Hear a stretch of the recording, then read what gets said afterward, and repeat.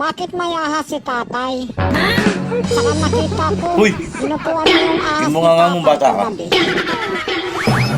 Oo anak, talagang may ahas yung tatay mo. Isa pa rin to. At saka kaya ko inupuan para mamatay yung ahas. Ay, ganun pala yun, Nay. Pero alam mo, Nay, mas matapang sa'yo si Ninang.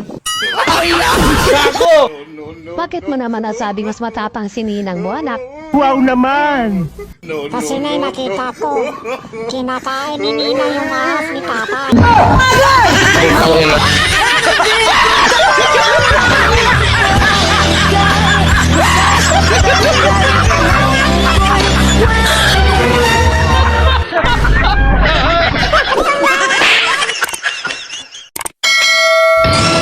Wala nang dahilan ba't kayo nag-aaway, sir, sa bahay?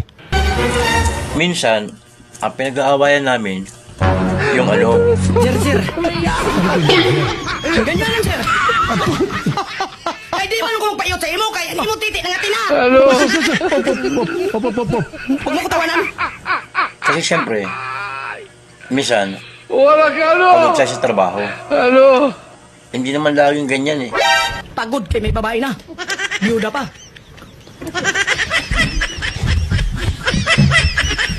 Nangatiin yung ubo to. Kagilili.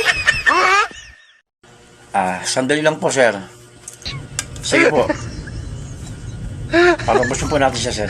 Sir, sasagutin ko lahat para tanggapin. Dami niya, sir. Oh?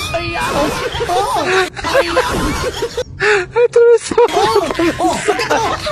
Sorok. Hoy, sir. Ano naginip? Nanaginip, sir. Magaling daw yung babae na biyuda magsip-sip. Tapos, hinawakan ko yung kayo sa akin yung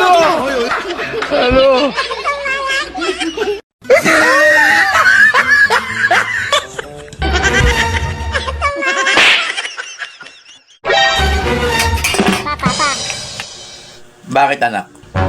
ano po ba ang tawag doon sa nasa pagitan ng hika niya, Nay?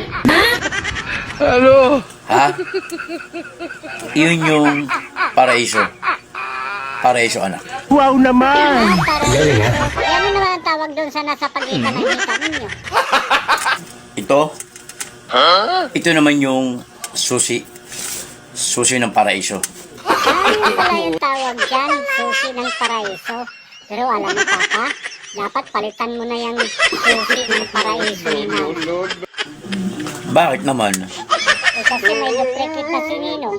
Kasi nakikita ko, madalas yung buksan ng paraiso ni Nanay.